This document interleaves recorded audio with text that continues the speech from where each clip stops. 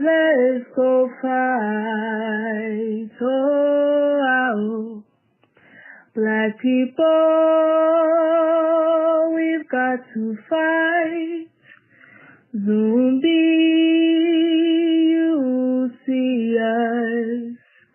Oh, whoa, we've got to fight. Let's go fight. Oh, black people, we've got to fight. Yes, Santa, why you see us? Oh, whoa, we've got to fight. Let's go fight. Oh, black people, we've got to fight. Bookman, you see us. Oh, whoa, we've got to fight. Let's go fight. Oh,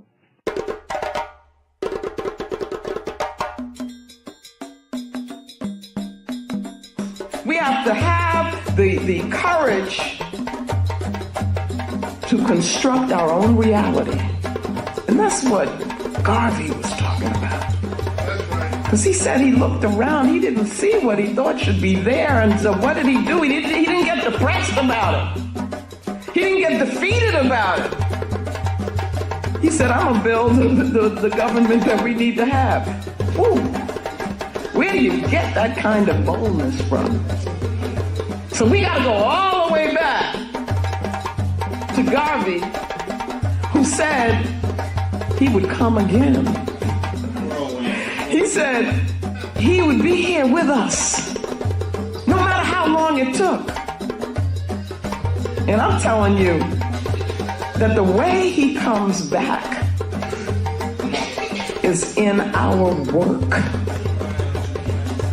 Not honoring him in words, pomp and all of that stuff, but honoring him through doing what he did. How many of us have the courage to do that? The man took on the world for us and in our name. And then we come to Sodai. And in this presentation of the paradigm, I'm going to make this like what it is we want to reach. So Sodai is translated clear word in Dogana language. And I use it to mean that here we gain understanding. This is sight with understanding. And it is seeing beyond what just we think we see with this physical thing. It's seeing beyond that. And so we gain vision, because that's what vision is. With vision, you've got to be able to use the imagination. The imagination informed by the African spirit. And Brother Amos, who I work very closely with, was a good friend of mine. He taught me, and he would talk about imagination. Image a nation. Do you see? But that's got to be part of vision. To be a visionary, you got to see beyond this box here. You got to see beyond the ma'afa. You got to see what is it that our people rightfully should have, and that's what Garvey did. Garvey had a vision.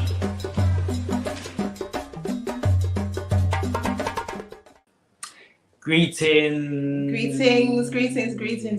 family, and welcome to our live. We are representing Out of Noise. I am Stella B. And I am Nat Nye, the lyrical alchemist. Together, we form the power couple. Out of Noise is our platform for expression. We give thanks for Kumbunga Media for hosting us. And yeah, today we're going to have a very exciting conversation with another power couple who I'm going to stage right now. Hey! Hello. Yo! Hi, guys. Hello. Look at the looks, as always. Looking so good. Welcome. Yeah, you're right on cue. So yeah, another couple has joined us. to make this this one very, very, very special. African gods and goddesses is what we're talking about today. It's like a preview, a opening of the window with binoculars into what is going to happen on the 12th of March at the Africa Center, when you have Adichie Atelier joining us in a night of pure magic. So yeah, first and foremost, Stella. Yeah, we have some structure. We are waiting for one more person to join us. So just to be clear, as Nat has pointed out, our special guests today are Adichie Atelier. They're a power couple. Their names are Adjoa and Solomon. And we also have a beautiful Empress, Dr. Michelle Yah Asantewa, joining us shortly. Hopefully she'll be on soon. And just a brief intro for them both, but they will talk about themselves. And potentially the filmmaker from Nigeria. He's a multidisciplinarian, actually, poet, etc. He might be joining us as well, right? Yes, we do, because this event that we are talking about on the 12th of March is going to be an immersive experience. There'll be live poetry and spoken word and an open mic. There will also be live art, and this power couple here who are about to divulge to you all the magic that they bring through their visual arts and the subject matter will be painting live on the day as well. Alongside that, we also spiritually are aligned. Everything is happening very, very naturally, or let's say supernaturally. There's a young filmmaker from Nigeria. He's also a poet and multidisciplinary artist, as you said, but he's an amazing filmmaker, and he's made a short film, which is the creation story of Ifa, a little snippet of it, little 5-minute condensed, and it's very beautiful. So we are going to screen it at the event as well. Oh wow! See, we say names and they just come. Okay, so oh yeah, and here he is. Here he is. Wow, that is actually amazing. So he'll be actually talking a little bit about that film later on.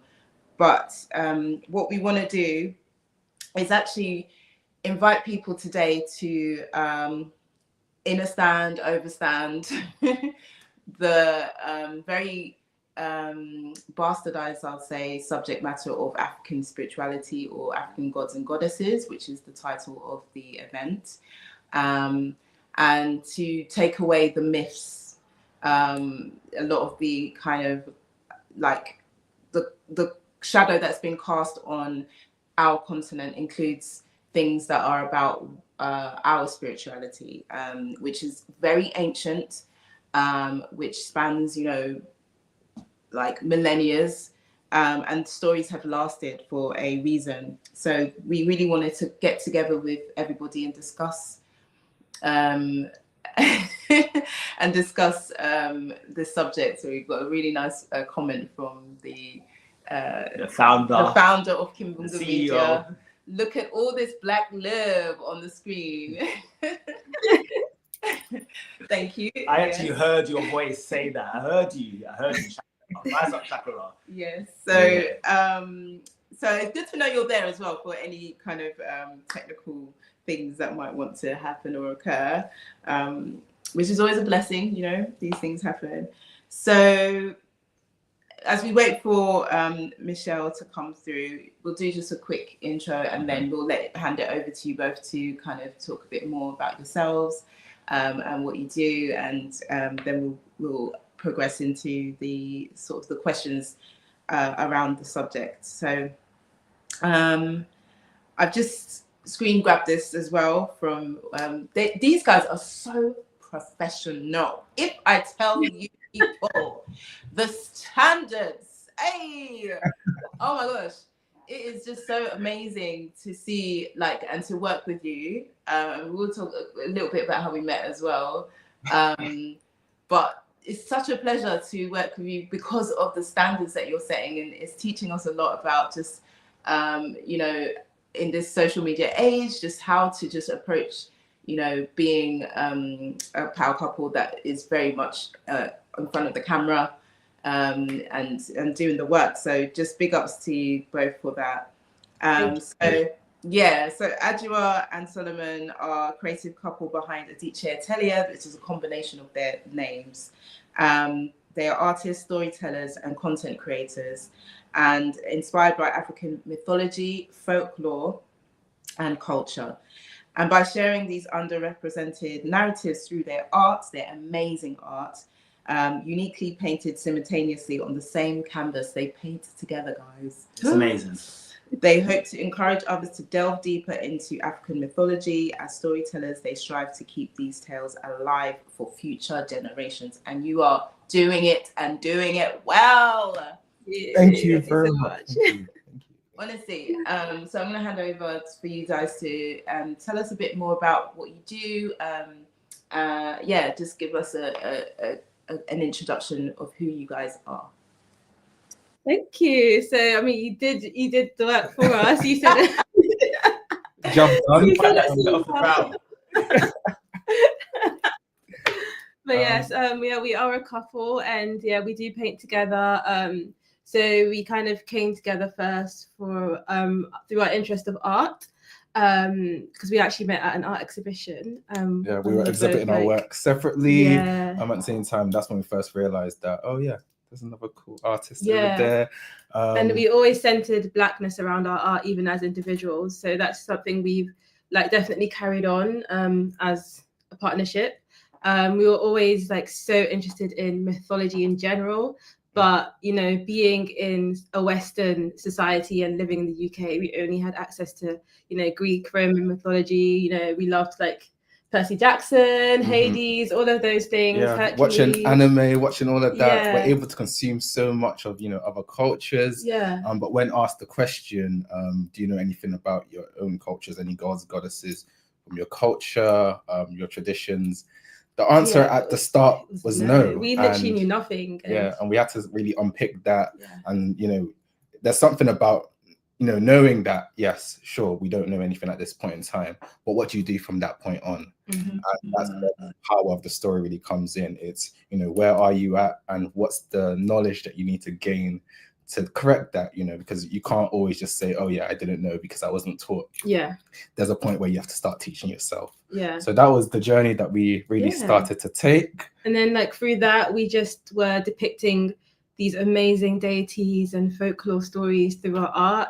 And we used our art as a tool to kind of, teach people as well, because it's really great to have that level of representation in art. We don't often see Black people, African people represented in such high figures in beautiful art. So we took that upon ourselves to kind of, depict these amazing characters, amazing deities, and, teach people as well. Because a lot of people want to learn, they just don't have the access, unfortunately. I think one of the questions that we asked early on is that, you just ask people, think of your concept of God. So think of God. And, what's the first image that pops into your mind? And normally it's the notion of a white Jesus or old white guy, long beard, and Zeus looking figure. And the truth is that representation matters. And the sort of the images that you see constantly, it reaffirms what you believe is the highest power. It affirms what you believe is the highest form of, I guess, self. And when that highest form of self doesn't represent you, there's something that you need to think about what's happening here. So, the whole job is to sort of learn it ourselves, and then as artists able to depict it for other people to be able to see themselves as these powerful figures, see themselves as gods, see themselves as goddesses, see themselves as the highest form of what they can think of. And that's through stories as heroes, folklore, and deities in all forms. So that's really what our mission really has been, and it's what we aim to carry on doing, to make sure that these stories, they don't get lost in translation, and we're able to keep them going, and then more people learn more about them. Amazing. So this is very much love in purpose, right? Yeah, I like that. Okay, because because Shakara's basically said, look at all this black love on the screen. And we got his queen, Nahanda as well, bigging up the black love. What was the point of connection? So you saw each other's artwork, and did you look at each other's artwork and say, oh wow, this fits in like a jigsaw? Or like, what was it? Like, how did we get from solo to one, like literal oneness? Yeah, that's such a good question, because we are like separate art was so different. So like the themes were the same, which was like my art mainly focused on, you know, representing Black women, and Solomon's art was more on like, you know, Black influential figures throughout history. And his artwork was very like photorealism, very black and white graphite, you know, photorealism stuff. And mine was very like illustrative, colorful, you know, textured and all that. And you can kind of see a little bit of that in our combined work. But yeah, so we kind of we met each other at the exhibition, we saw each other's work, and then we also realized that we went to the same university and studied the same course. So there was just so many similarities.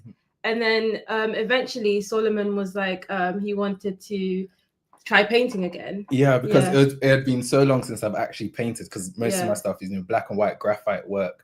I was like, oh, I would love to, you know, explore using color again.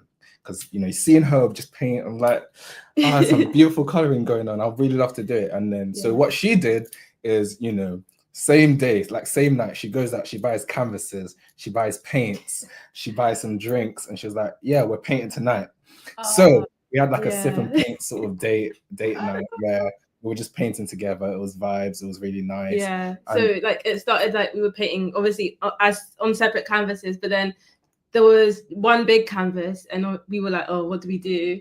So we were just like, oh, let's just work on it together. And we just created our first piece, and it was very like spontaneous, and it was very fun. And it was this beautiful piece, and we really enjoyed the process of painting together, because what you learn is that, and this is the same for life and as being a couple, you know, you have your strengths, you have your weaknesses, you have the things that you might really enjoy, things that, you know, someone else enjoys more. And as you're working together, collaborating on one thing, you overcome each other's strengths, overcome each other's weaknesses, and it's sort of joint towards one purpose. And what we were able to create from that sort of symbolized, you know, our two experiences, our two strengths, and sort of what we really loved doing. But I guess as we've sort of started painting together more and more, we've sort of created our own new style of painting, where, you know, the lines are more blurred now, because we've been working together for so long that my strengths are her strengths now, her strengths are my strengths, and it's sort of one process now. Wow. That's beautiful. Just amazing. So you guys have got into a flow, like the flow. That would be so epic to actually see live, actually, because flow state is something that I normally, you know, I guess through maybe it's like dance, you can imagine with partnerships, right? Because two people kind of moving and you know, in sync together in a choreography. But you guys are painting, like, it's just literally, it's quite fascinating to me to kind of imagine how you get into that flow state, and you know each other's like what you're gonna what brushstroke is going here, and the colors that you're choosing, and wow, like it's just so unique. And because we did actually meet another couple, I think we were telling you when we were having a conversation, who paint together, and their process is completely different.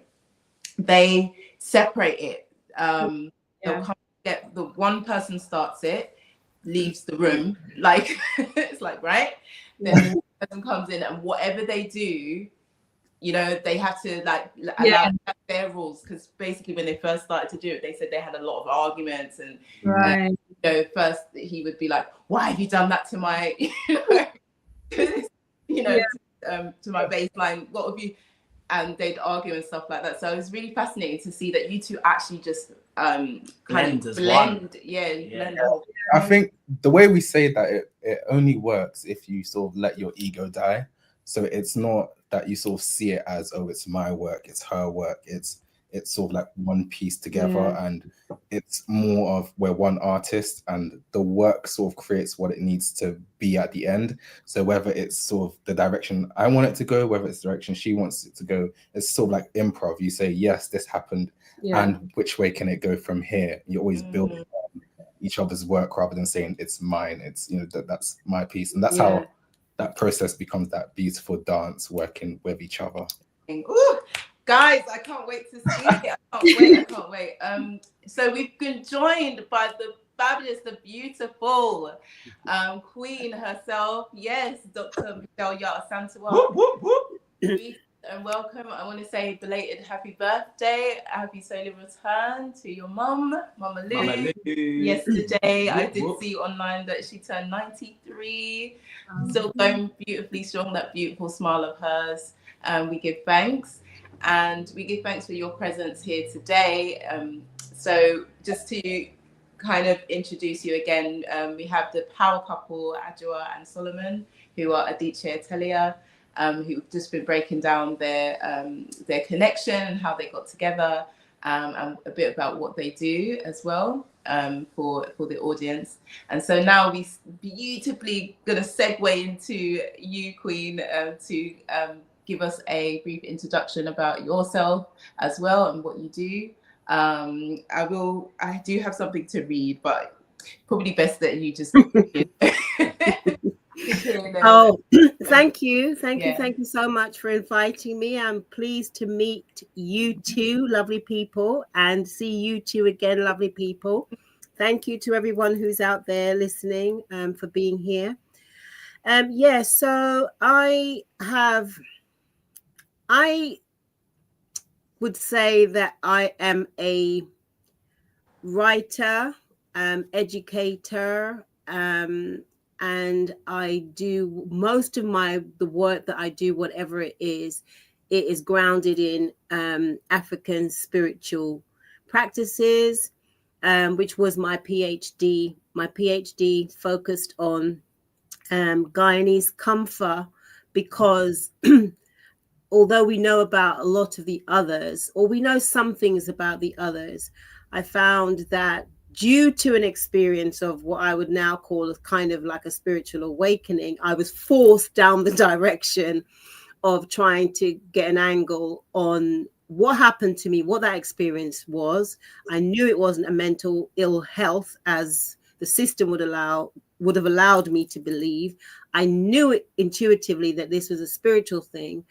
And so I was led down the path of investigating African spirituality and particularly ancestors. So my initial work was, trying to understand and communicate with ancestors.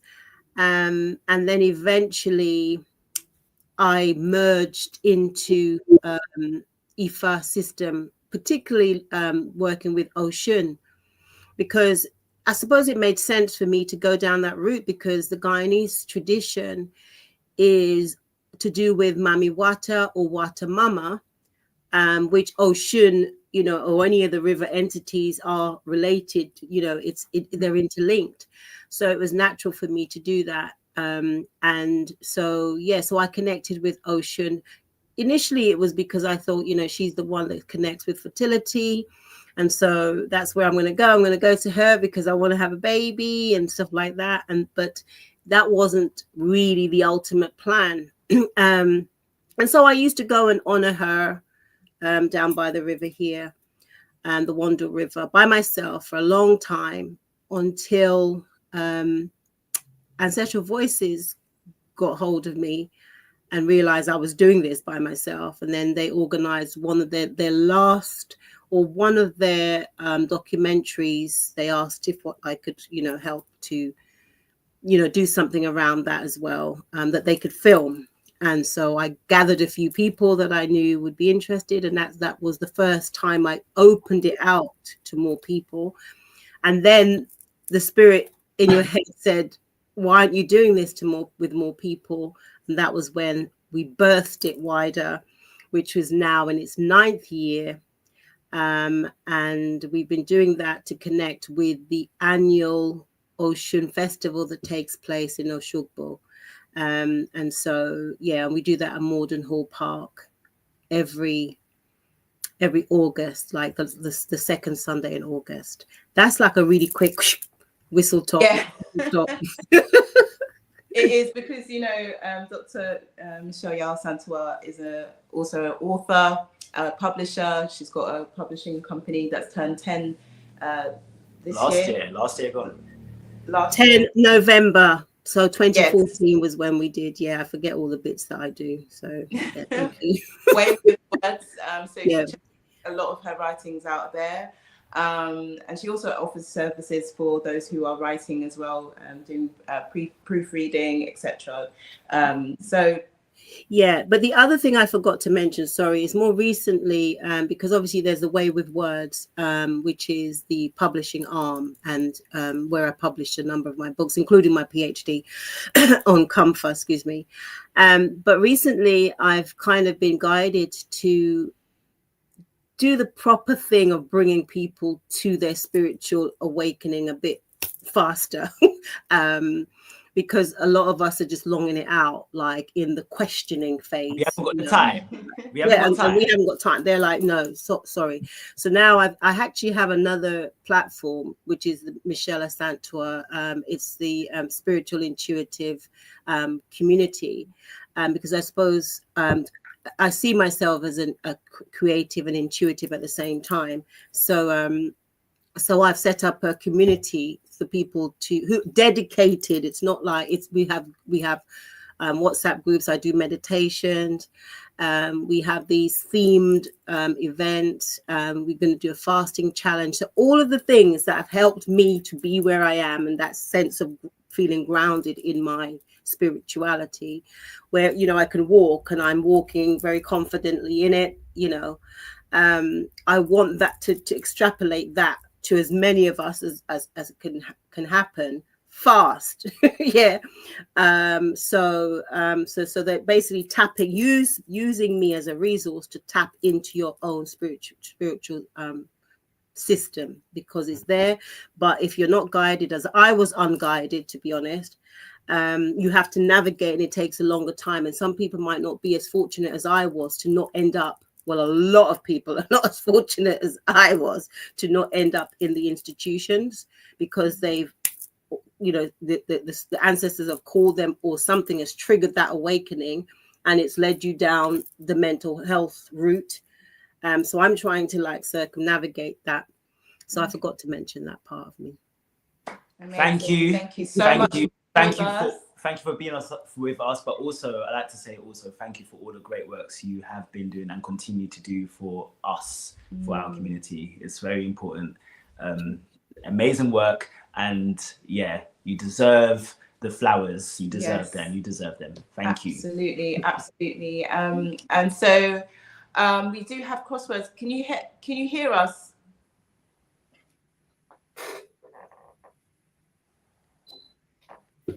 I'm not sure he's on the live properly yet, but he has joined us as well. I'm actually here. Oh. Hey, welcome.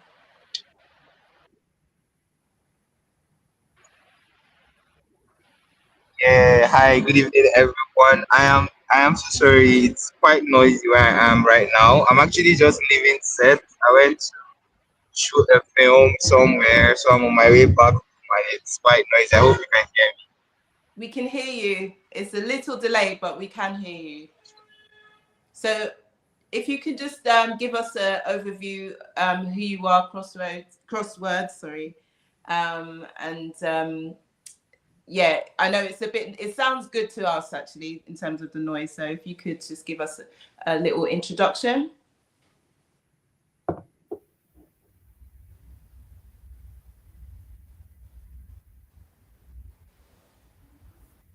Maybe you can't hear us properly.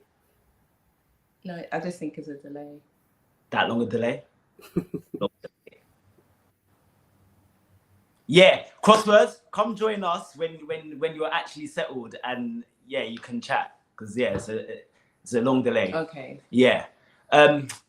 But yeah, I'm so happy we're having this right now. Yes. Unfortunately, Ancestral Voices couldn't join us. That would have been even like way. But this is the right. I know what "woyo" means as well. We all know. We know what that means. But that's all good. So I think we're just a little bit out of sync in terms of timing. That's all. Everything is in the right time, as we say. And what we want to do is just dive in to a guided questioning. We don't need to stick to it completely. If you veer off, it's okay. But I do realize that Dr. Michelle has to go at 8 p.m. So we want to try and get the, to the nitty gritty of the stuff before that point. So, I just going straight in terms of the subject of African spirituality, which you've both covered very beautifully in terms of your aspect, Adichie Atelier, I'm going to call you that. Actually, just a quick side note, we get called Natella. That's our nick. I love that. Natella. So, in terms of like your journey getting to a point where you were like, I don't actually know much about my rootage of my African spirituality. I know about, these Greek gods and all that.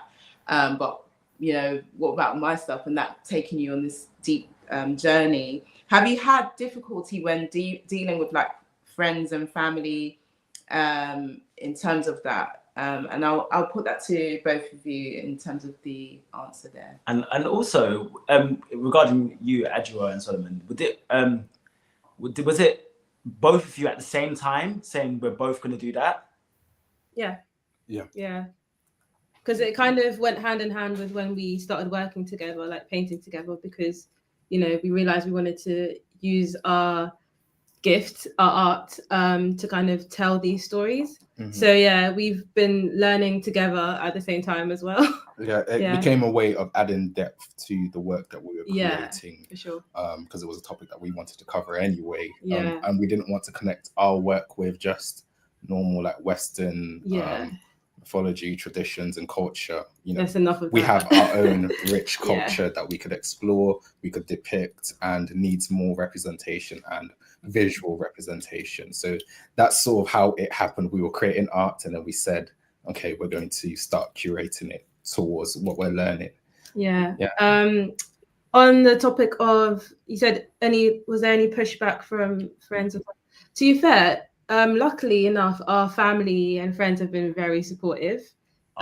So we haven't had any major pushback, especially because Solomon's dad is a pastor. So you would think like, like very Christian man would be like very like, nah, don't look into it. But he's been the one who he sends us like, articles and videos from different parts of Nigeria, different festivals. And he's like, oh, you guys need to look into this. Because I think he's very about culture, and like he doesn't separate, the culture from the spirituality, which I guess a lot of people sometimes tend to do. I think what the problem with that is that then people get the misunderstood notion that, culture, Nigerian culture or culture around the continent starts with colonialism. Because if the story that we learn only starts from that lens, we only ever learn about slavery, we only ever learn about, if you're thinking Africa, you're thinking transatlantic slavery, what happened there, what is post-colonial.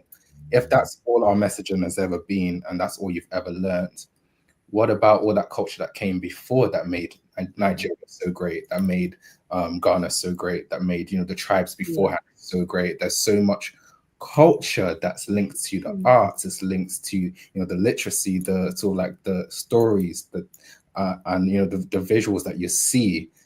All of that hasn't disappeared.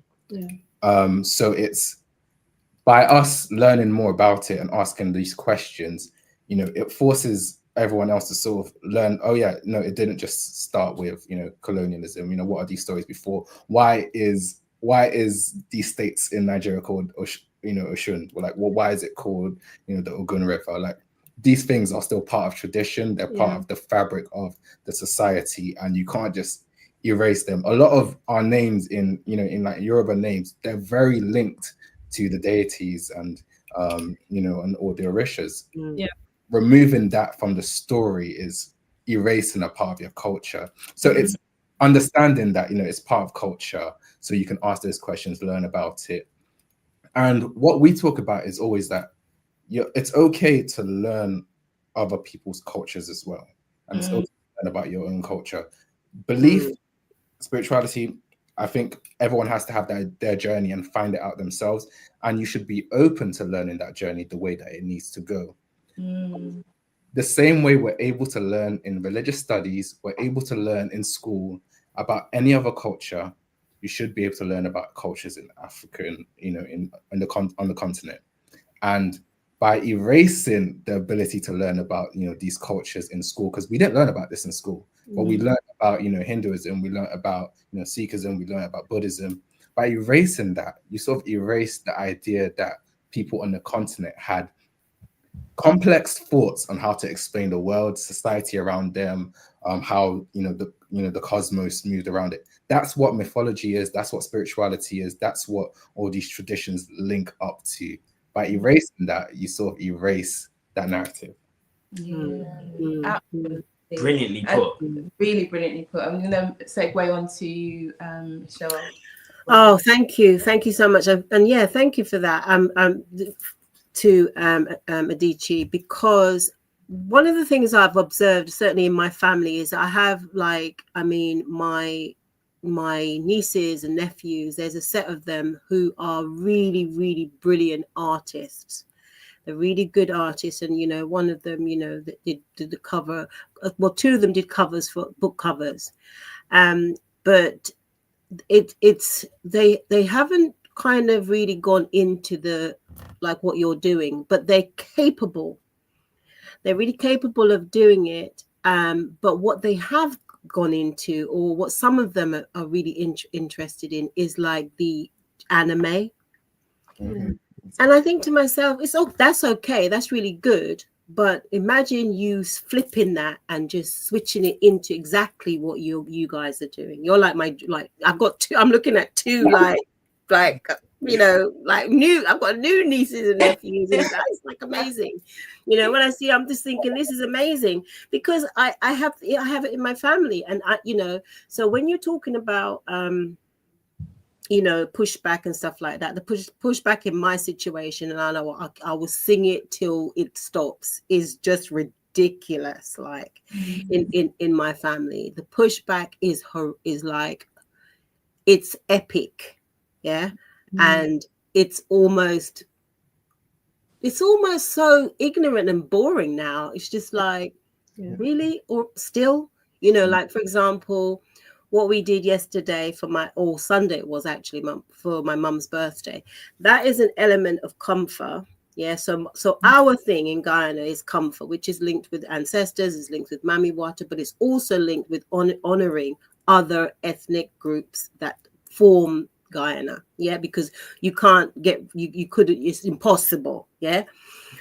So if someone goes into, let's say they go into trance because they can hear the drum beating, they could assume any of those ethnic groups. So any spirit, like a spirit from China, like, you know, a Chinese spirit could come into an African body. Wow. You understand? And what we have morphed over the years as African Guyanese is to actually call those energies, so we know that they're there and they have different functions. And so what we did on Sunday, we were celebrating the Chinese you know, aspect, the Chinese spirit, and each of them comes with different things. Some of them might come, like the African might come for healing, you know, there might be the ones that are visionaries, and then they're the ancestral ones from the African line. Then you have ones that like might be attached to you, so you might have a Chinese spirit, but you're African, and that Chinese spirit might be your lead, your guide, you know, they're just there all the time. Or you might have a Dutch one, or you know, it's like, it's unending, and I know, yeah, because when you take it at the level of spirit, it's different. It's not mundane. It's not how we are restricted in seeing it. The spirit has moved somewhere else, and even that's the same for even our ancestors who, you know, on passing, they're not going to be exactly the same. To be honest with you, I'm actually prepping my mum for the ancestral realm, you know. I'm prepping her, like, you know, so that when she goes over, she is coming to me with the right kinds of, you know, information, downloads, you know. So I tell her, I said, Mom, don't come here with this, that, come back telling me to go and see that body and make them do this. No, I'm not doing that, you know. And that was part of the reason why I took Mum to Ghana as well, so that even though she might not fully remember, I said, Mum, one day I'll be in this part, you know, so when you're coming to find me, have that essence, have that sense of it's there. And she's like, okay, you know. So yeah, so there's a lot of pushback. My mum is the only apart from my brother who's Ras, who's coming around slowly, because you know the Rasta tradition, there's a lot of things, but he's now getting the water thing, he's getting the water spirits, and he's getting it there. He's, you know, he's really coming to it. But honestly, there has been a lot of pushback. I have experienced this for the past. I've been on this journey since 1996. Were you not born then? No.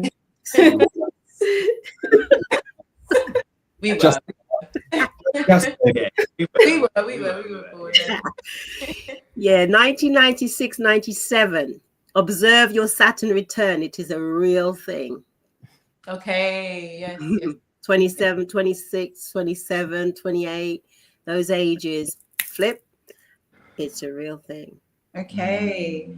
Wow. I mean, it's so good that you have stuck for so long and still, you know, you still come into some people kind of wanting to, you know, put their fears upon it. But it is a wider picture about what has been done to suppress us from that knowledge of our spiritual selves as African people, and as part of taking it away. And I did, in one of the posters we put out for the event, mention the Haitian Revolution. And the reason I mentioned that was to talk on Cecile, Fatiman, and Dutty Bookman, who did a powerful ritual before the fighting kind of took place. And we asked the question, you know, would the Haitian Revolution have happened in the same way had they not done all of those rituals, those powerful rituals that were coming from the motherland and from the ancestors? So what I'm trying to say is that it's almost like we're missing out from, not almost, like we're definitely missing out from all that power in terms of that interruption of spirituality. We've so fragmented now. But interesting when you mention about the Guyanese Komfa having the access to all of these different groups. That's a whole different spin. I've not really thought about that before, heard of that. And the respect between the different groups. Well, it's interesting. I mean, I don't want to long it out, but I've just had to correct someone they contacted me to see if I could do a review of a manuscript in which they're talking about obia and comfort and all of this, but the abstract is troubling because the abstract is claiming that the water mama, or the mami water, is connected with the Amerindian, which is the indigenous peoples, and they're saying that Afro-Guyanese tend to downplay this, or rather sort of like belittle it, preferring the Asian or the European energies, the European entities. And I was like, I haven't got no time to do a review on your manuscript, but this part of your abstract is just so problematic because of all of the traditions. So in Guyana, obviously, we still got the Hinduism. We'll have some people that are Muslim. You'll have the varieties of Christians. We'll have traditionalists that ultimately the traditionalists will mostly do the same thing. It will be about the ancestors and so on. But if they are doing comfort, they will honor all of those energies. They cannot help it. It is impossible. But in the Hindu, you struggle to find the Hindu system having an African element in it. Do you understand? But this is now. But back in the day, if you had the Amerindians doing their shamanic practices and so on, they could refer to the African systems as well. Mhm. But now I'd venture that that is not in any way the same as the proportion to how much African Guyanese respect and honor those different systems. Right. And so we recognize that it is impossible to not acknowledge the others spiritually, because we're like dealing with it on that different level, even the Christian stuff. Because it's there. Like when my mum passes, if I want to say, Mum, I need you for something, I'm going to try and maybe open up Bible, find something in there, or sing a hymn that I know she would like, or whatever. What do I do with all of that? That is part of the ether now that would be transferred to my mum. And the same is the case with the energies, the prevailing energies that are around us. Some of us have Europeans in us, literally, So it's just the way we're looking at it, and we need to not really be so restrictive. So, I mean, I understand why we are, but it's not that limited. Infinite. This is powerful.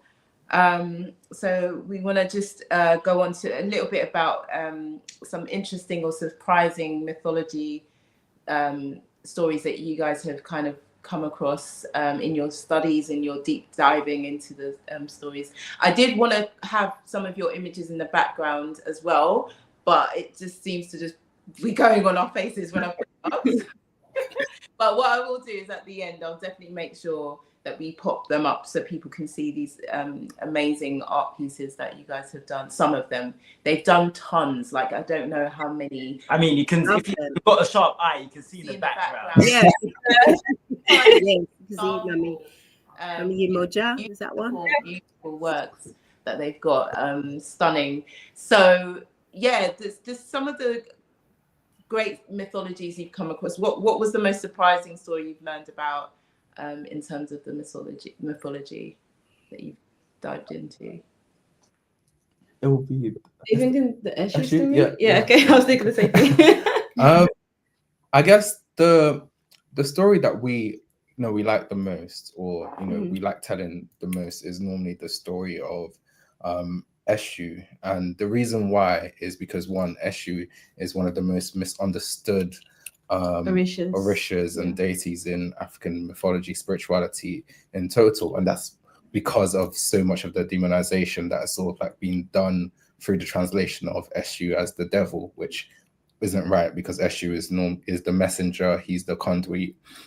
You can't get to the other Orishas without going through Eshu. So the concept of demonizing the messenger, the guardian of the crossroad, means that you almost cut yourself up from the rest of the spiritual and traditional systems. So that's why it's so powerful, unlearning the idea of African spirituality being evil, because most of the time in these traditions they don't have the concept of good and evil the way Western society has. Story, because an interesting thing was that when we were researching Eshu, and the misconception around him was that it was actually a Nigerian missionary who decided to, when he was translating the first Yoruba Bible, to use the word devil that appears in the Bible as Eshu, because the Yoruba people didn't have a direct translation for the word. And it goes to show how much damage you can do when such an important Orisha, the one that people venerate to achieve to get to the other Orishas, is then demonized so heavily. It's like it's cutting that tie between people and the Orishas. So our favorite story, do you want to go ahead and say it? Okay, so there's different versions of the story, but it's Eshu, and I think we'll call it Eshu and the villagers. So the story goes, one day Eshu goes to a village, and so he paints himself half black and half red and runs directly through the middle of the village. And people on the left side saw him and said, "Oh, that is a black god. Eshu is a black god." The people on the right side said, "Oh, Eshu's a red god." And then when they started talking to each other, they said, Eshu's a red god or Eshu's a black god. And they were like, no, you saw wrong. He's definitely black, he's definitely red. And then they start coming to like blows over it and start fighting over it because they're like, why are you lying to me? And then it sort of becomes this big conflict. And the story has two endings now.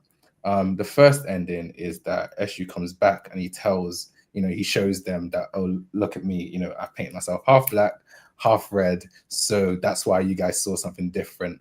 And if you're taking the time to listen to one another, talk to each other properly, you would understand your God in a more holistic way. Because sometimes I might be half red, half black, and you both might have seen different perspectives, but it was still different elements of the truth.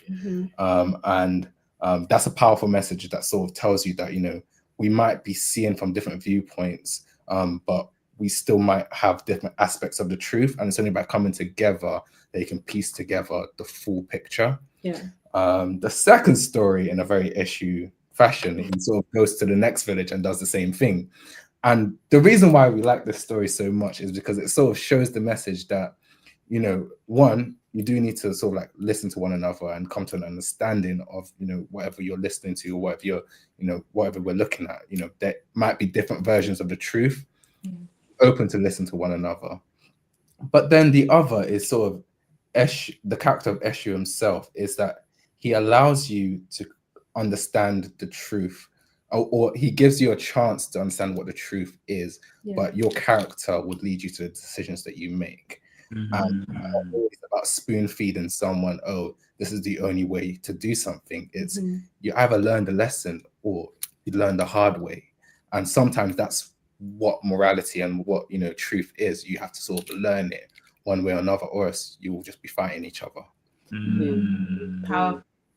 I love that one. That is really powerful kind of breakdown of that Orisha, which as well we see people depicting Eshu with the half red and the half black, and people again might not understand like what that's all about. So thank you for breaking that down.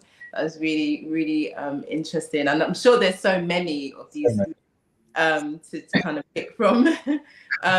There's one image that you've got, which is of the dragons kind of. Yes. Yeah. Say again. I think the legend of Wagadu is the one that you're talking about. The seven-headed. Yes, we heard about that. I'm gonna definitely have this picture at the end and show it up for everybody. So that story is based on the fall of the Wagadu Empire, which is it was a real empire back in the day. What century? Mali. It's like in present day Mali. Yeah.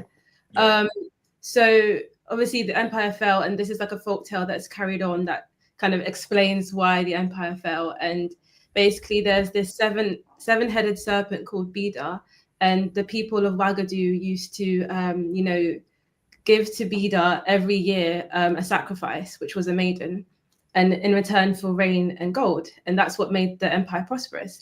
So one year this girl called Sia was chosen as the sacrifice, but Sia was in love with someone called Mahdi, and he didn't want her to be taken as the sacrifice. So he vowed to break this oath, despite the fact that the empire would fall to ruin. So on the night of the sacrifice, Sia was chained to a golden stool by the well, and then the seven-headed serpent came up, and Mahdi defeated it one head at a time. And in that, the Bida cursed the land of Wagadu and therefore didn't give any more rain or gold, and then the empire fell. And basically, it's like this roundabout love story about how one person decided to pick love over, the empire. Yeah. So was that story before, during, or after Wagadu's fall? It'll be after. It was after. It was after. Yeah. Yeah, because sometimes some things are prophecies, right? True. It's true. It's true. Yeah. Yeah. Very, very amazing. And okay, so you wanted to... No, the same question to Dr. Yes. Michelle Yarsantua.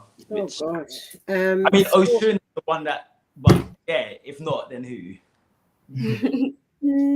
Well, I mean, I think the one Ocean one is the one where the one that I suppose is trying to celebrate her power as the single female, Orisha that comes down, because the other Orishas who'd come, well, how many what were there? Was it 16 of them? I think 16, and she was just 6.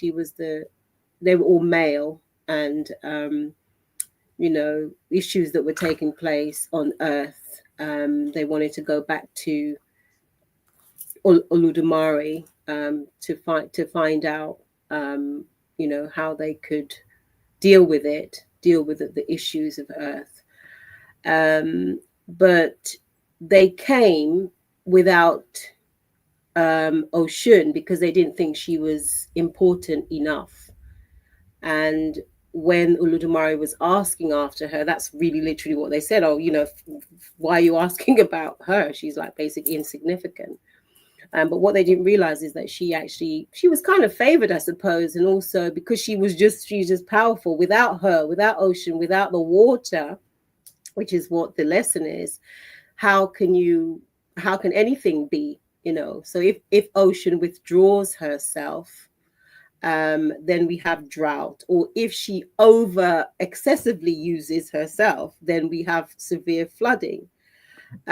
So those are the lessons. But I suppose what I would like to emphasize is the connection with Ocean or any of the water spirits really with the environment.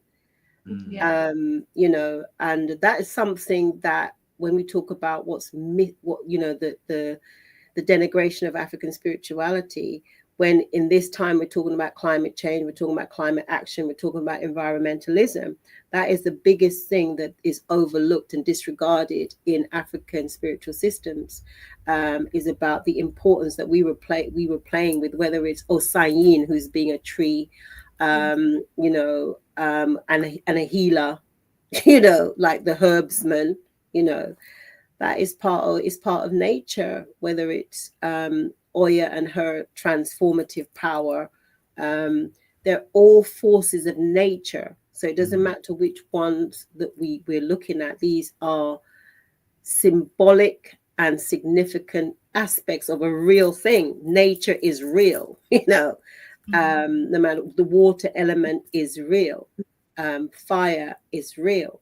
But that wasn't really what my mind was going to when you were thinking about a story or something. I think I was more thinking about the way we hear about Wata Mama or Mami Wata, and how she can be this destructive, force, this force where she can just really, really do damaging things to people. So so we have a similar thing of how Eshu has that trait where they sell, he's wicked and he's evil. So there's a lot of our people who believe that Mami Wata is wicked and is evil, and that you can't go near her, and she's like a terror to people.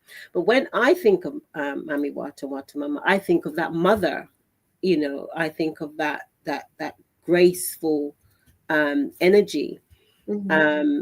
But again, mothers are graceful and they're also all merciful, but they're also wrathful. So, it's like, what do we want? What will draw out Mami Wata's wrath? What things are we not doing that will draw out the wrath? Just like the story with Eshu, you there, check yourself. Yeah. Because only until you do that can you really understand those lessons that are there for you to then evolve your spirituality. There's no point in you, I'm spiritual, so everything is just wonderful. I just get up every day and I just pour my libation and everything is just wonderful. Then you have no context with which to really know that you are growing, you're developing. There has to be a something that's edgy, that's rubbing you, to forcing you. I used to be getting, when I was coming through, I used to get a lot of parking tickets and stuff.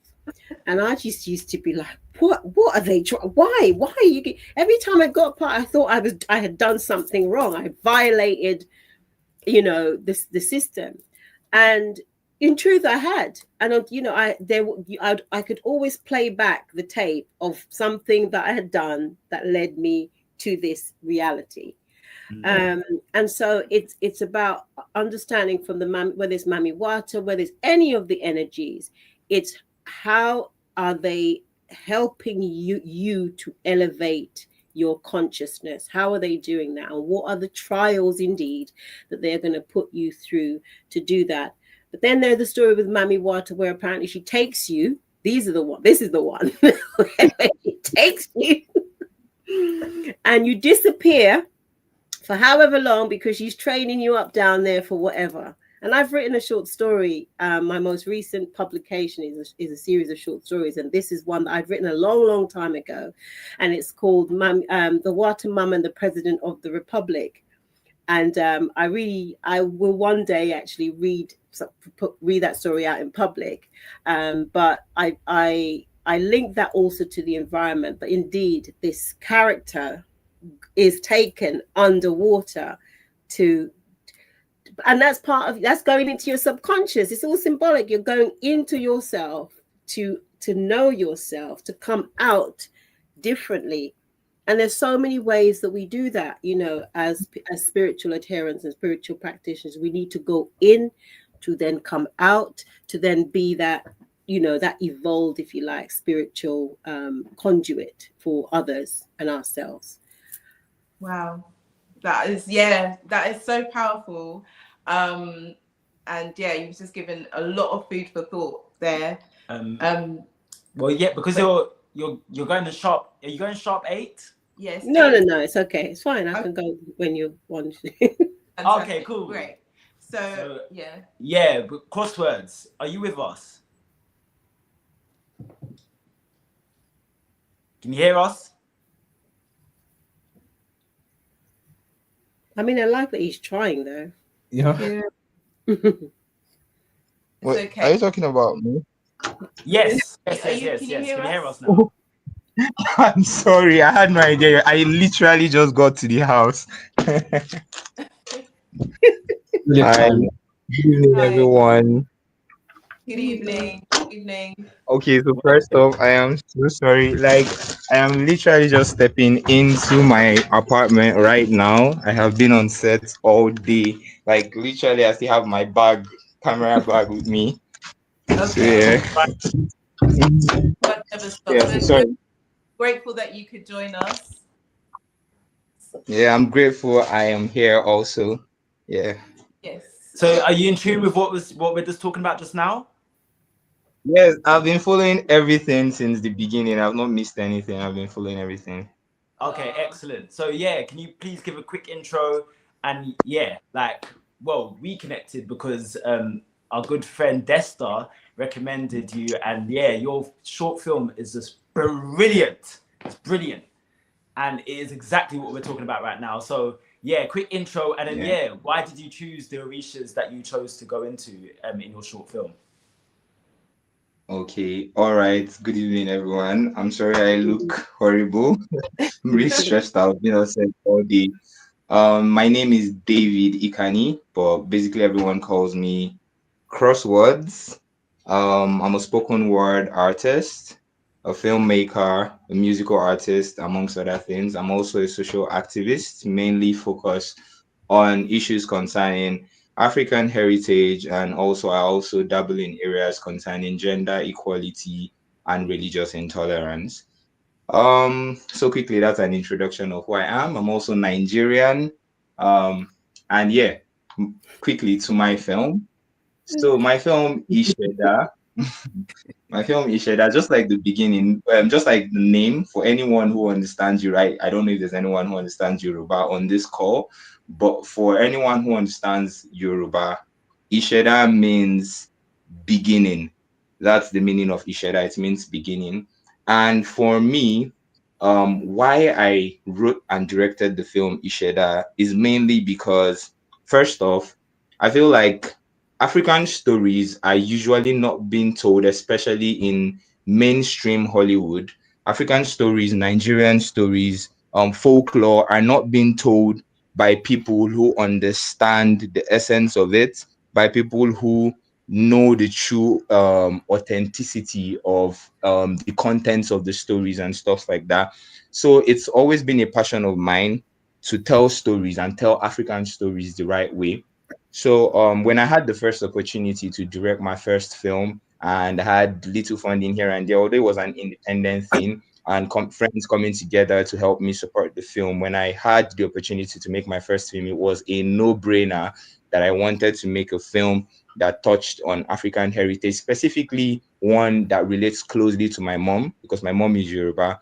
And yeah, that was like one of the major reasons that led to me telling that story. But I feel like in the process of making the film, of writing the story, of executing it, I realized how much of a bigger responsibility I had in telling that story, because I realized the would I say the gap in between people who know true African culture and people who do not know through African culture and think they know. So I think I realized the importance in telling that story and in connecting those dots. And then I also realized the fact that, for instance, whenever anyone hears the Yoruba creation story, everybody knows Obatanla, everybody knows Eledumare, everybody knows Urumila, but barely anyone knows the role that Ishu played. And that's why I'm so grateful that I don't know I don't know your name, but the lady next to and the guy next to the guy next to Adeche. I don't know your name, I'm sorry, but I'm so grateful that you brought up Is there? the story That's of One. their Ishu. one. Yeah. Adiche Atelier. That's Oh, their one name of their combined surnames. But it's Ajua and Solomon. okay. That is a mouthful, but okay. Yeah, but it's good. It's good. But It's good. It's good jam. It's good bitter yeah, leaves. yeah, yeah. So yeah, so I'm so grateful that you actually brought up the story of Eshu, because that's like one story I am so passionate about. In fact, some of the films I am working on or I intend to work on subsequently, one of them is a story around Ekwensu and another a story around Eshu. In fact, I even represented the story of Eshu in my story. He was sort of a subtext, a sub character in the story, and I actually tried to represent the fact that he's one of the most misconstrued the most misunderstood gods among the deities in the Yoruba deities. In fact, in most of the African deities, Eshu is one of the most misunderstood, and this is due to a lot of reasons: the misappropriation of his name, especially by Christianity, and then so many other things surrounding the myths surrounding Eshu and his personality. So examples of things like that. And also I also focused on Olokun, who is a goddess that's not so known. In fact, a lot of people know Oshun as the goddess of the waters and all of that, but barely anyone knows that Olokun was the goddess that preceded over the earth when it was still just water, before Obatanla came and created everything and all of those things happened. And barely anyone knows the story of Olokun. So it was also an attempt to represent the, in quote, female deities, because in the Yoruba deity structure there really isn't male or female, but it was a chance for me to try to paint out the fact that there are actually deities who are more female inclined and who have really strong stories in our heritage, in our history, and these stories should be told. So these were like a lot of the reasons that contributed to the making of that film, and it was an awesome experience making the film. So far, yeah, it won the best short at the African International Film Festival. It won the best short at yeah. Yeah, thank you. We won the best short at M Switch Short Film. It's an independent film festival here in Nigeria. It has gone to other countries like Addis Ababa, Canada, and it has shown. And of course, it's also going to now be shown in the UK by our wonderful host here. And I'm so grateful for that. And it has been an awesome journey so far. Yeah. So if there are any other specific questions, I'm open to answering. And I hope I've been able to do justice to the question asked. Absolutely. You have. You Thank have. you. We Wonderful. completely hear your passion, and we see the works that you have been led to do. We see the excellence that is being done. You know, sometimes these ancestral forces are so obvious because the work that comes forth because of that passion is so brilliant, and this is so evident right here with everyone's callings being met. So I do want to ask the question from Hazina Creations, and thank you for the ones and ones, the Kimbunga Media family that are actually commenting, and we've got loads of comments. Putting in Yul Adamas is putting in the work. Like, give thanks for you. You are putting in the work. But Hazina Creations asks, where can I watch your film? Where's the best place? Come to come to the Africa Centre on the 12th of March. We'll be screening it there. I was going to send the link, but thank God you said come to African Center before I did that. Well, obviously, I don't want to take away from people experiencing it, but that is an opportunity we're going to have for you to watch it there. And yeah, because it's just a very special. You can actually go online as well. We will send all this information in the chat as well. We've got your Instagram page that people can go on there and see it there, and Adichie Tellier's Instagrams and Yao Santua's Instagram. We'll pop that all in the chat so that everybody can follow. And just wanted to mention, I've also been looking into aspects of African spirituality from the East Nigeria. So the area where I'm from is Port Harcourt. I said that like a question, but it's from Port Harcourt. I'm from Port Harcourt. And what I found is it's very difficult to get the richness from the exact part that I'm from, because everything got lumped into Igbo, the Igbo group. But I'm actually Ijo, which is a separate group, and we're more coastal. We're more on the coast, and we were fishermen, and we were people that were of the sea. So obviously our stories are more related to that. So finding out about Wayengi and the creation stone, the story going that... We should tell you that. Yep, we know. Yeah. You did a painting? Yeah, we did a painting of.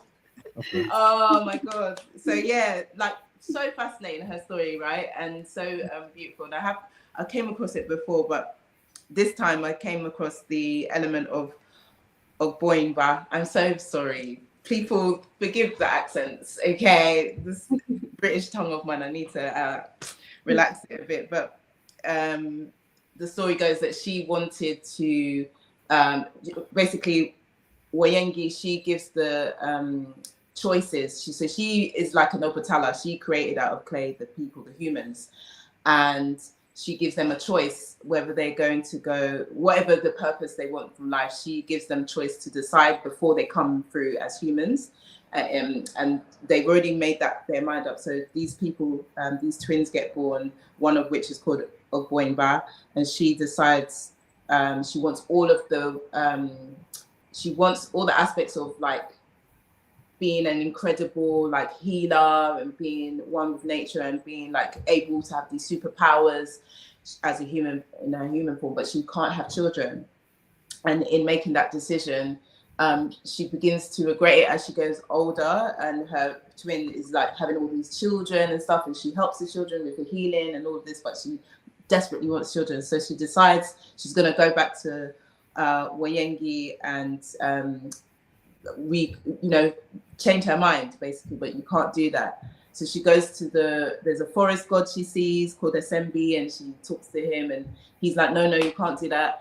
But she then says, I'm gonna anyway. And they have this big fight, this epic fight that they have.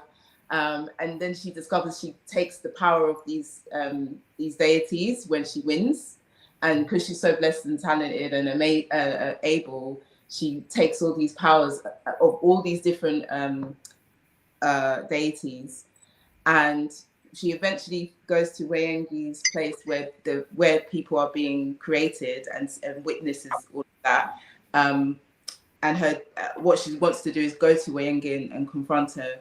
And as Wayengi is calling down the creation stone and creating more people, and then puts the stone back up, she jumps out from her hiding place to kind of go for it.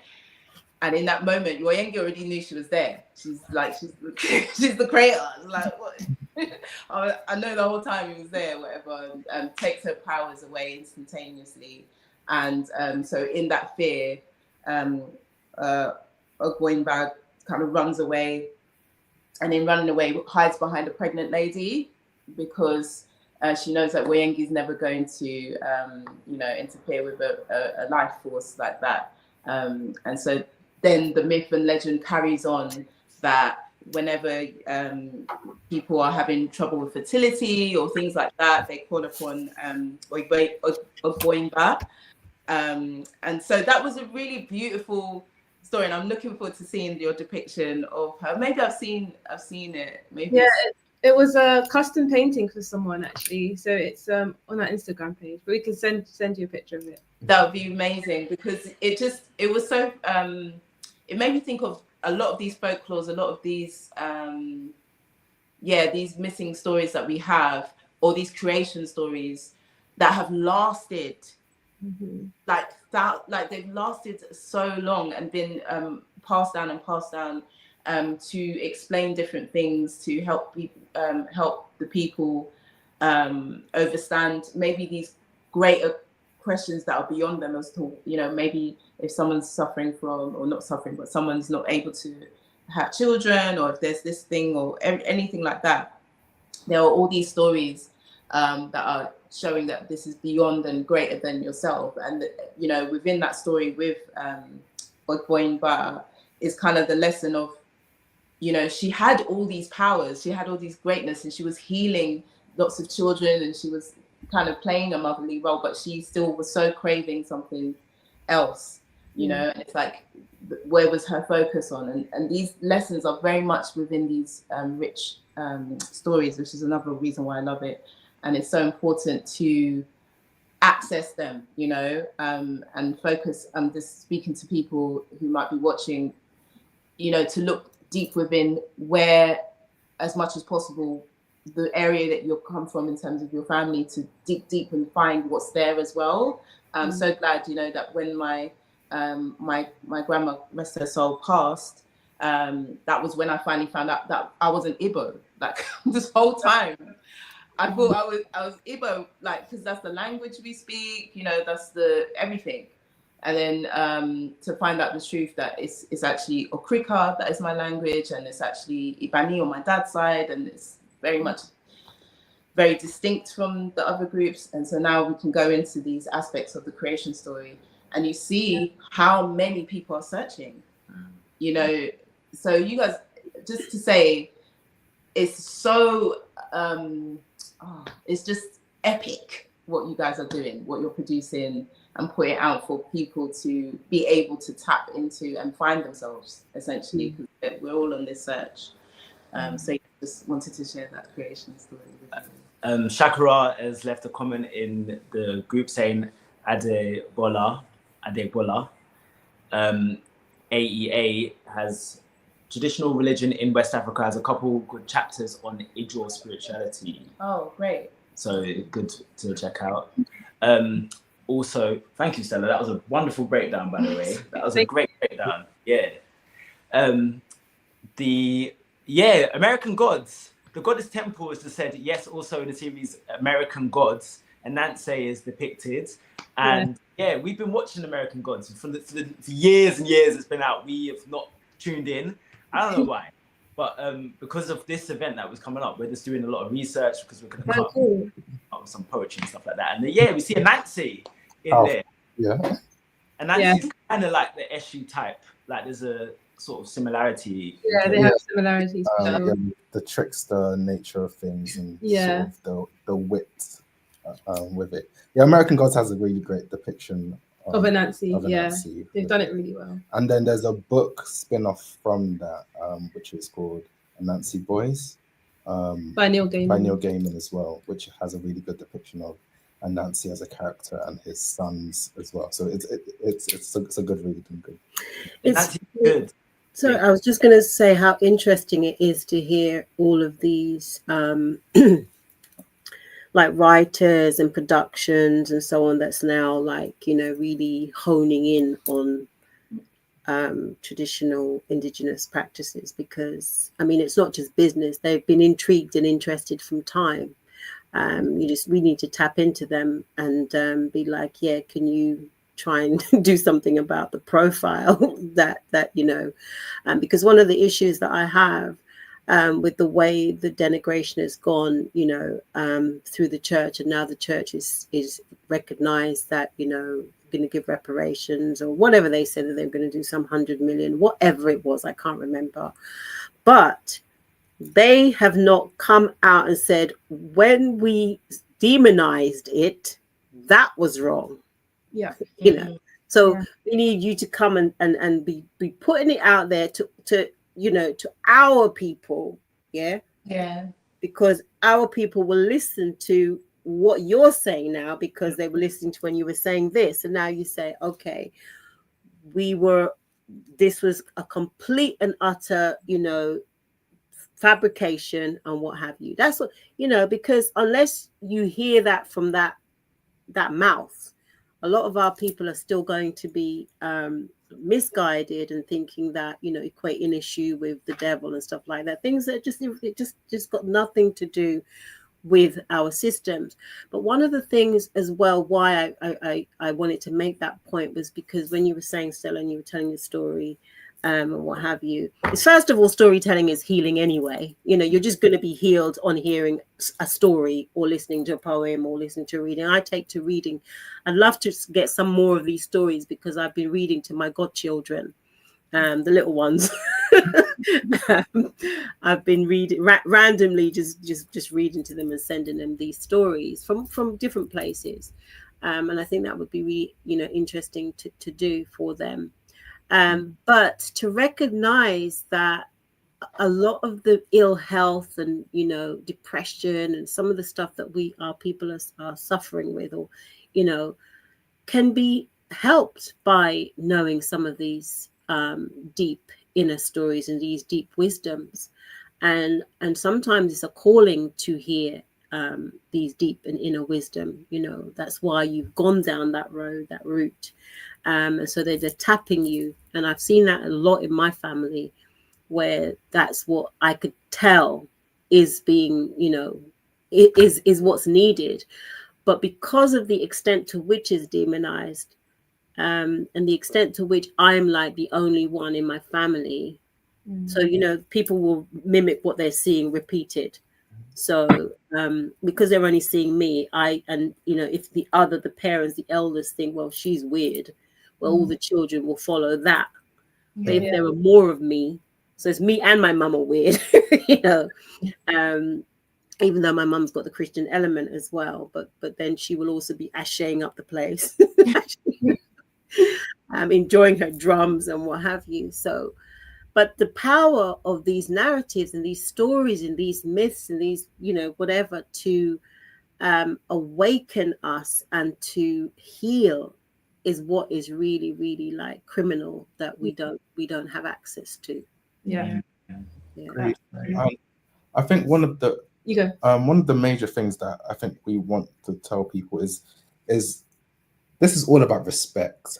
And I don't think people have enough respect for the traditions, and you don't have enough respect for people's choices to practice something, to understand something that's different from the way that you might.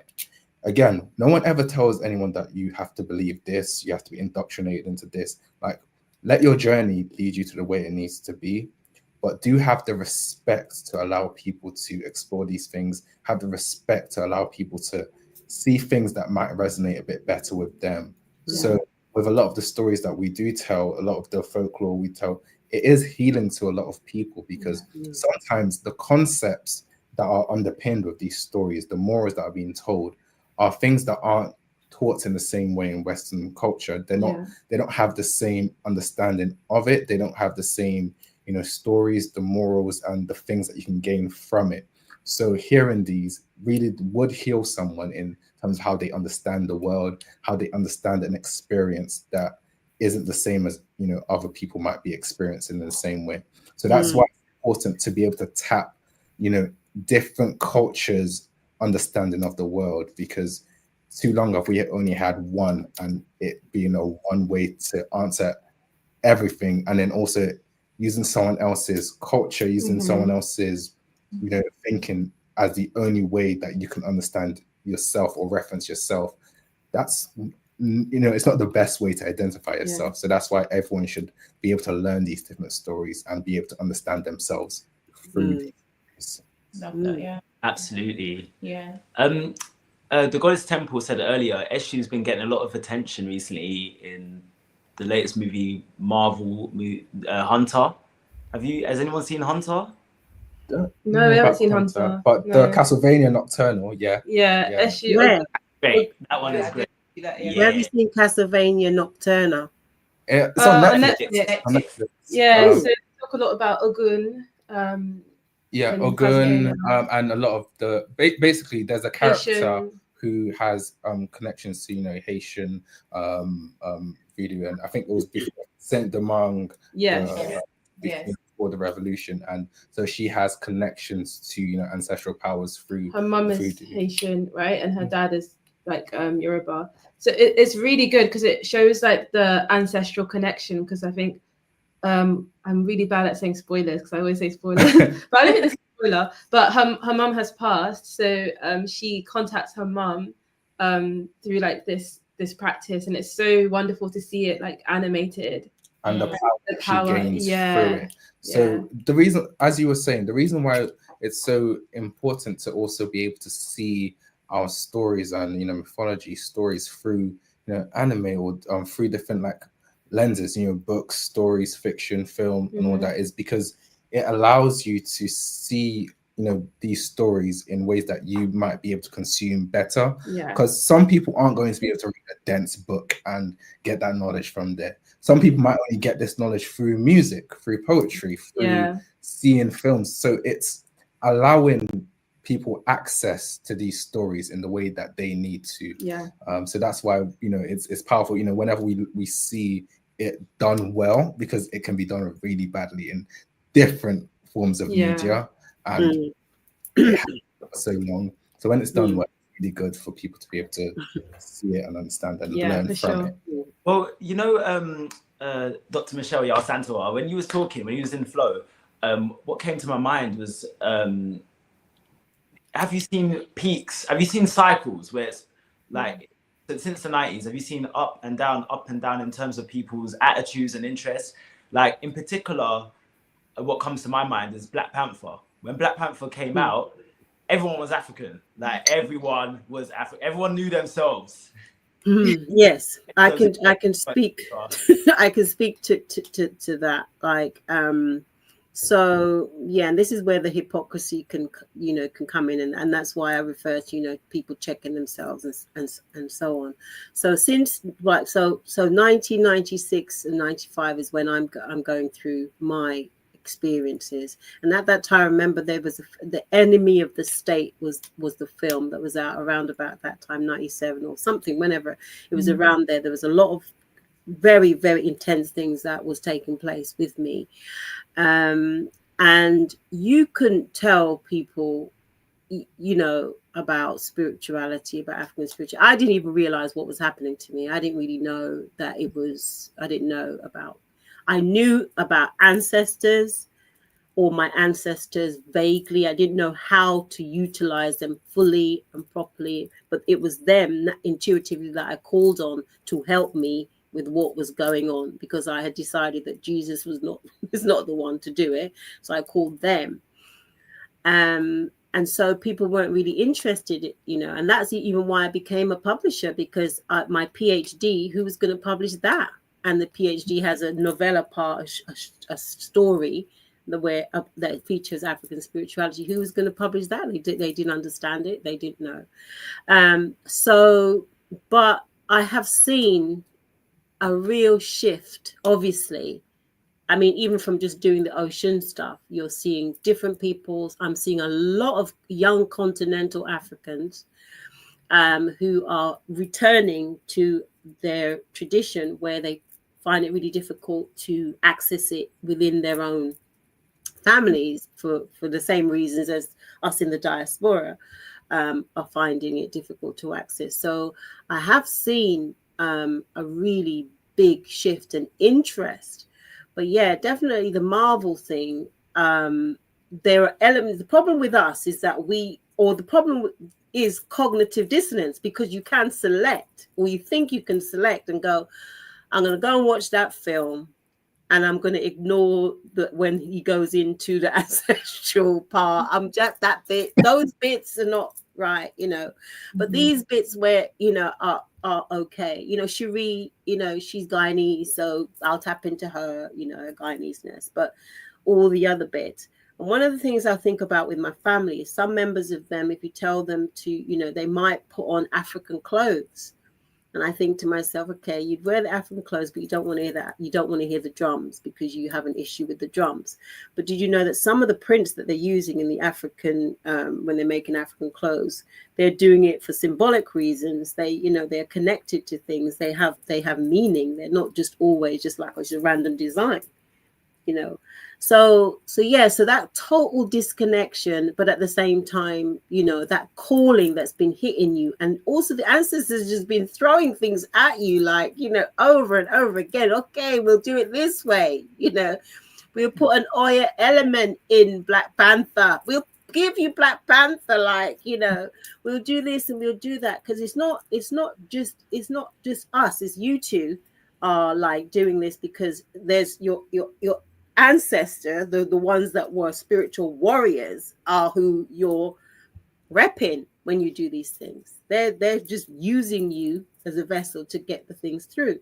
I find it intriguing that I'm listening to you, but your name is Solomon, which is my father's, you know, it's my father's name, you know, and it's my father who, you know, some of the, even going to the waters, it's him that, you know, brought me to, I didn't know my father, but apparently my father used to go to the waters.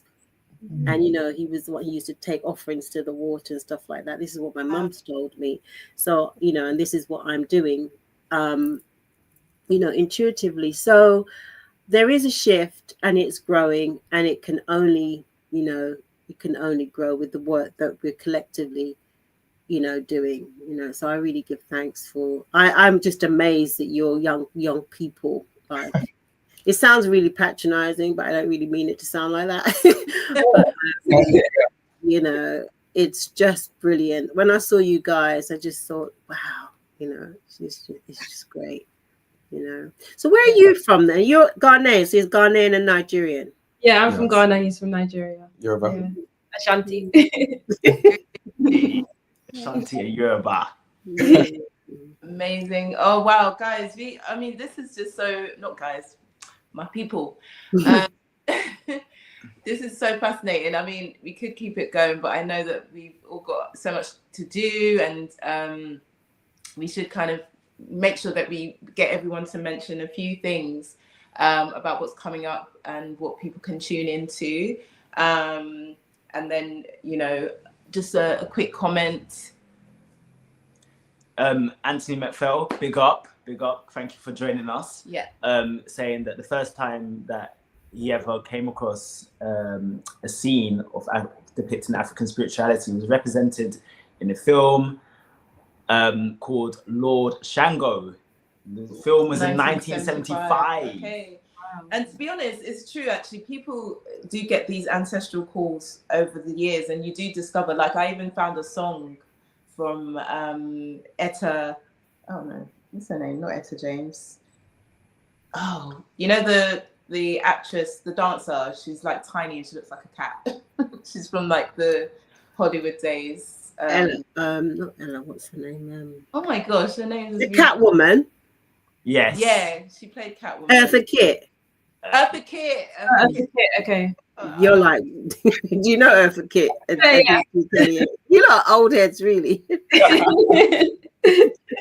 She's had a song called Shango, and because I was trying to find a song to represent Shango on Spotify, and then I saw her face pop up. It's a beautiful song, and I was like, wow, you know, this is like, shows you that, you know, people have been on this journey, and obviously that's where we get to be able to tap into finding the knowledge. So it's good if you can share at a point as you do your outros and talk about what's coming up. Just any resources like where people should go. I know the British Library could be a good resource, I guess, you know, for the depth that you want to find. But like you said, you might not want to jump into certain books. But anything that you would recommend for people who are on this journey, who want to take it seriously, where they should, like, what should they do? Like, what resources? And speaking of resource, Shakara has recommended to journey over to East Africa from a sec in The Perfect Nine. The Ngugi wa Thiong'o retells the creation story of the Kikuyu people of Kenya and their progenitors, Mumbi, Gikuyu, and their 9 daughters. Wow. Yeah. There's quickly, like, yeah, we're getting a lot. We might have to, I don't know, we might have to do this again sometime. Yeah. I was also thinking about what was I thinking when you said we were talking about Eartha Kitt, and then I thought of Nina Simone, and I don't know if anyone remembers that Nina Simone song, Dambala, that she sings. No. No. You got to find that song. Oh, okay. It's really, really powerful. Dambala. The Goddess Temple says Storm is Oya. Yeah. She is. Yeah, actually, that's one thing. Do check out check out Adichie Atelier's TikToks and their IG. So we didn't mention that they're massive on there. Like exactly. And, they've got so many really good videos breaking down these Orishas, these histories, these folk podcasts. And they did one on Oya as well, being Storm. So did you do that? Yeah, you did do that. Yeah, we did. Yeah. So we have our digital library as well that has. So we've compiled like an online resource of so many books that we've come across through our research, fiction, non-fiction, educational books. So it's on our Linktree on our socials and all our socials. So and some are kids friendly as well. So you get to learn about some of these deities through fictional or books. Storytelling means, which is really, really nice for all people, really. Yeah, it's excellent. I love the way you deliver it as well. It's just Thank you. That top quality that Stella was talking about at the beginning. Yola Damas says Bassett is Catwoman, really, or Batman. And I did want to say, in terms of like connecting with African spirituality, I can talk as one from the diaspora. If you really certain people from the diaspora can feel like, oh, I've lost my connection, like my direct link to the motherland. So what do I do? Where do I start? It's that type of thing. But as one who's like, my blood is an embodiment of an amalgamation of different African groups, like literally. My mum's Jamaican. So on that side, I don't know. I literally don't know what. All I know is that their great-grandmother, my mum was raised by a great-grandmother, and she had told them that you're African. So I don't know if, and that her grandmother had told them. So I don't know if that's because she came over from Africa, but they retained that and that was passed down. But that's, I don't know. But my father's side is Sierra Leonean, and specifically the Creoles. And the Creoles is literally a mix of different African people from Canada to the States to the Caribbean, or like even different parts of Africa herself. Even here in the UK, it's just an amalgamation of different groups. So when it comes to I'm from Sierra Leone, the Creoles are not actually the originals from that area there. Yeah. So when I look into, for example, with me, I know that I'm part Yoruba and I'm part Congolese. My grandparents and my great-grandparents were more Yoruba and more Congolese. So it's interesting that even in my own bloodline, how colonization and the influence of the West, or the force of the West, really, because it's a force and it's a domination, suppression and such. So my father's older siblings, they all got Yoruba names. Over time, by the time it got to him, it's this pure English name. And I find that interesting over the decades. So there's 20 years between him and the oldest. And each of them, Yoruba name. And then by the time it gets to him, English. I find that very, very interesting. Yeah. But I'm saying this all this to say that I can personally connect with the Orishas stories. Stella and I, we've been driven in that way with Auntie Jean's African Culture Market. We've been, over the years, we've just been a lot of Yoruba, a lot of Ifa has been in us, like, and then even Mamaya and the Ocean River ritual, like that has been really in us. And for my Yoruba blood, it's like, yes, dancing. But I feel like as a diaspora, you have the blessing really to choose whatever your soul connects with. And then, and if you're a continental African now, you have got the blessing of actually, I do know what my ethnic connection is. I just need to uncover that and go deeper and deeper and deeper. So there's blessings on both sides wherever you stand as an African to dive in. And when you look at the African spiritual belief systems, there is an interconnectivity in any case, and you find that it's actually names and accents that separates us. So as far as even the one that I think is closest in terms of what as far as I know, to the devil is Set from Kemet, but Set is not the devil. And that even that whole, like, we must, because basically the Abrahamic religions is the default. So because it's a default, it's like whatever belief system there is has to fit into that. Even though they're babies to the African spiritual belief system, they're actual babies. Like, even now they're still babies. But because it's a default, it's like, okay, devil exists here. So what do you have that can fit into that so it can make sense? And really and truly, when you look at our spiritual belief systems, as Mamia was saying earlier, the respect of nature is there. So we respect nature, we respect our ancestors, we respect this world. So when we're giving thanks, we respect all the elements that make us exist. Whereas in the Abrahamic faiths, it is a more centralized focus on the particular entities. And in that way, you can see how there's a disregard for nature in terms of the way the world is shifted now. Like, there's a disregard for nature, which cannot happen when you have datafied respect for the wind, for water, for the earth, for the sun, for the water, you know, for fire. Like, we respect all of that, and we like, yes, give thanks for all of you because of what you've done. But yeah, that was my little stage. Everyone I did say, I had to say at my Good for you. Thank you so much. Because I learned a whole heap just then. I didn't know. Okay, so yeah, just to wrap up, just let us know a little bit about what's going on for you currently, what's coming up, what people should tune into, and how they can support you, or how they can empower you, let's say. That's a good. Sorry, can I go? Can I take all this privilege? So I am we're in the throes of obviously trying to organize the Ocean River ritual, which takes place every year, and this year it will be on the 10th of August. It would be great if you guys could turn up. That would be lovely. And so that's on the 10th of August. And in the interim, I organize a river cleanup as well, because actually the Wandle has recently been where we do the ritual. That river has been matting indeed. That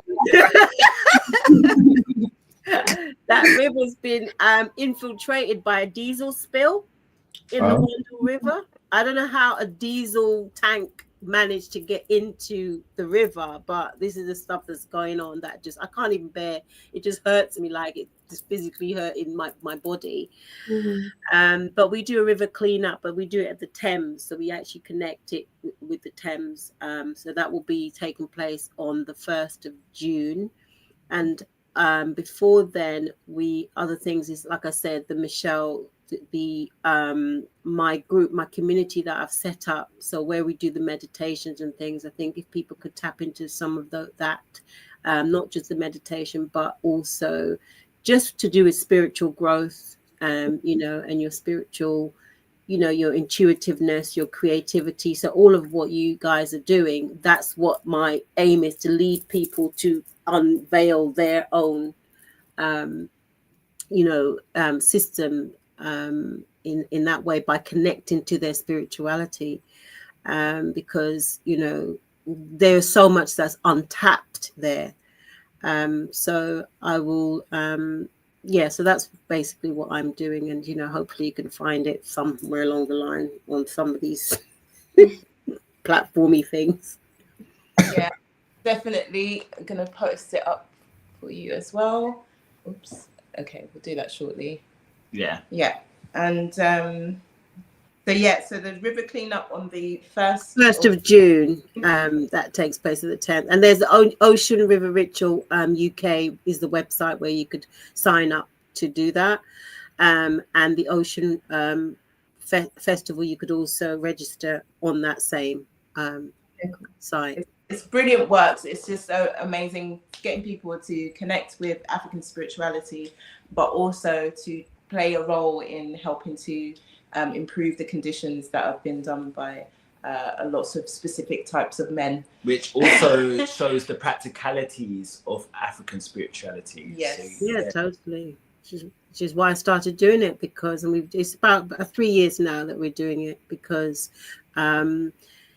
because people don't think that African, you know, like, you know, they have this idea that environmentalism is like white old men that really do it. And when you go to some of these things, that's who, you know, you do see. So I'm trying to like say, actually, no, we are interested in it. But if we don't see ourselves represented, and if no one knows, then, you know, we won't want to do it. And so it's been gaining some momentum.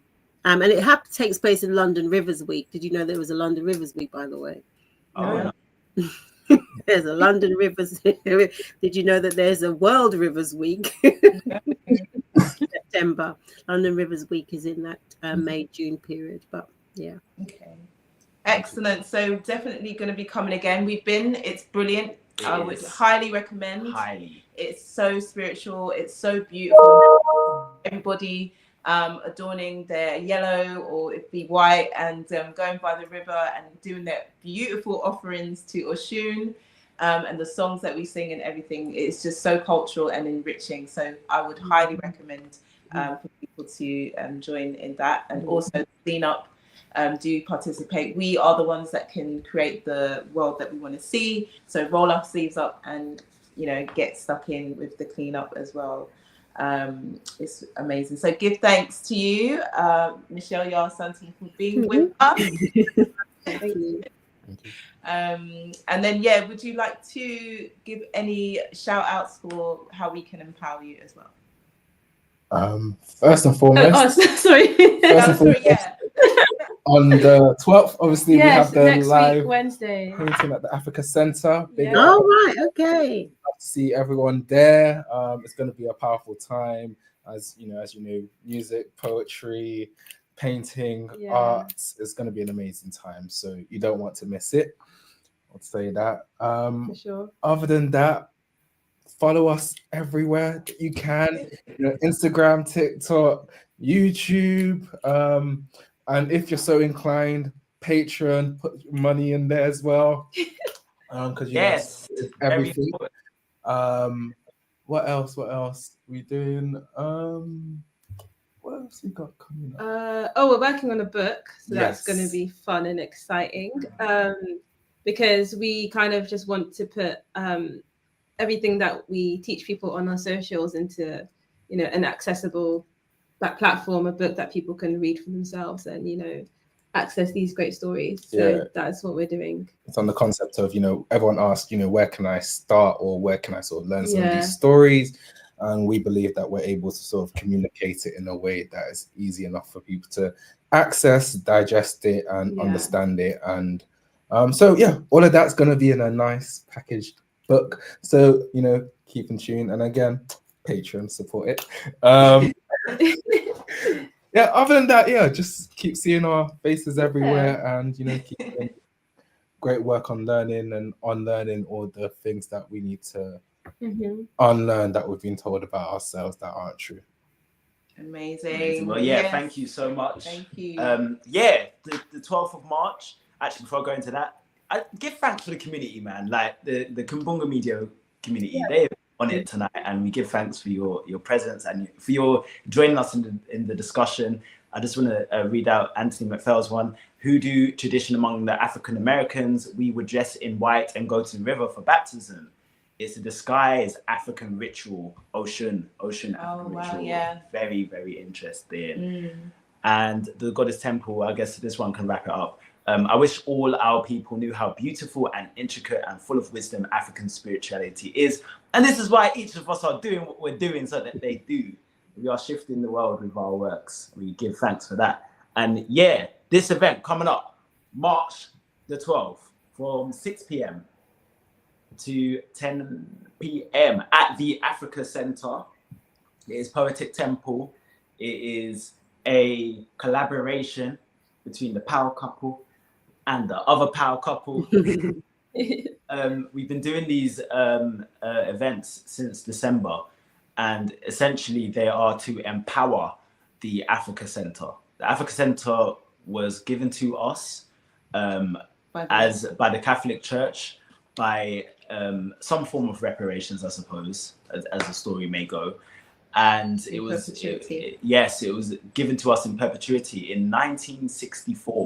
So last year marked 60 years of its existence. And the Africa Center is in need of funds. 6 million is the target for this year.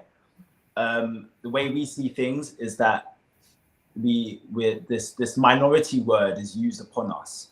And I looked at the other minority group, the Chinese, and I looked at them because they have a lot of power, and because minority is used in a way to make us feel small and for us to accept certain things. So you often hear in this country, oh, we're a minority, so we have to accept a certain level of racism, or we have to accept less because we are the minority, right? But when I look at the Chinese, they are 0.5% of the population.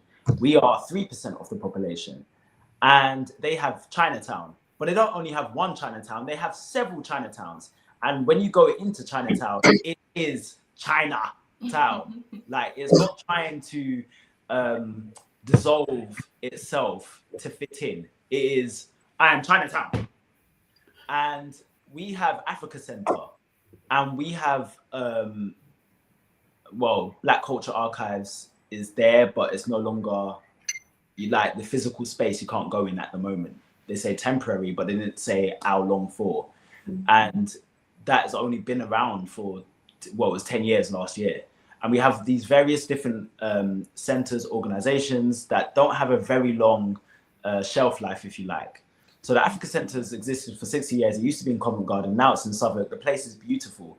I feel it's worth we feel it's worth us putting our energy into it to preserve it and actually grow it from being a center to a town, because really that's what we need. We need towns. So if another group of people have and they're the 0.5%, they can have several up and down the UK, then I'm like, okay, Africa Center, that represents an entire continent. Chinatown represents a country. Why can't we have that ambition to grow something from a starting point of it being a center to something that is actually representative of us on a major scale? And I thought about 6 million as being a target to save the center. And I thought, okay, how much do you feel, how long does it take to make 6 million in Chinatown? I wouldn't be surprised if it was a single day. So this is something that is not too, with an ambitious mind or ambitious minds, I do not think it's too far a grasp for us to achieve that. And we, the ones with the gift of the arts, we are the creators. We create realities. So from that standpoint of creating realities, it just then comes down to willpower. So the first event that we did at the Africa Center, Poetic Temple, the theme was poets, people of extraterrestrial substance, because that is what Stella B and I are.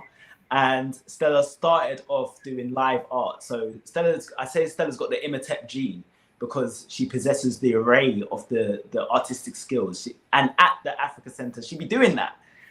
So she'll be hosting with me. She'll be getting on the mic and dropping some poetry, and then she'll be doing the live art simultaneously. So all of that. And this is the first creation of the live art. So yeah, I've got them here, guys. Okay, this is a cringe moment, but yeah, here they are. So this was the first one that was created on the poets, people of extraterrestrial substance, that we then turned into wearable art. So on the back is 1 out of 6. So the series will continue to we get to the 6th one, which is a poetry slam fundraiser special. But this was the second one, which was called Afro Futures Now. So that was kind of looking at depiction of how we're going to be in the future as African people. It was very powerful and enlightening poetry that was shared. So it's kind of like reacting to the poetry and seeing what people kind of what got evoked out of that. And then with the last one, I did more kind of an applique process. So you can't really see, but this was the Mansa's Gold. So people were talking about different things, lots of different things about the aspects of gold as an element, and what it means to us. So it was kind of looking at those things to do with the history of Mansa. So those are those that will be all wearable art for people to be able to buy a limited edition of and contribute towards our £6,000 goal for the Africa Center. And next week, when Adichie Atelier are coming in, they're going to be drawing live art that will also become a limited edition. They will be also bringing their merch as well to sell on the day, and they'll be contributing a part of that to. Sorry, our cats are just really going crazy right now. I have your crazy cat family. Yeah, she does. Yeah. This is Daddy. This is actually the dad. Hello, Daddy. This has been on one ever since we did. So he wanted to say hi. Look, he's just settled there. So yeah, you'd be able to get their art, and they're bringing in their art as well. So some of them, not all of them, they couldn't bring all of them, but you know, they're going to bring in their art, so you get to view their beautiful art pieces in person and see, and then I'll have some merch for you to buy as well, and they'll contribute 20% of whatever sold towards this cause as well. So people, I can't express enough how grateful we are to you both for agreeing to do this and being a part of this epic journey. It's very much been constructed by the stars. We know that for sure. The night before we met you, I literally posted at like 3 a.m. or whatever, one of your posts, and then you guys appeared in the next day. No, to mention, actually, we should mention them. Newcomer is a platform for African creatives, and that is how we met.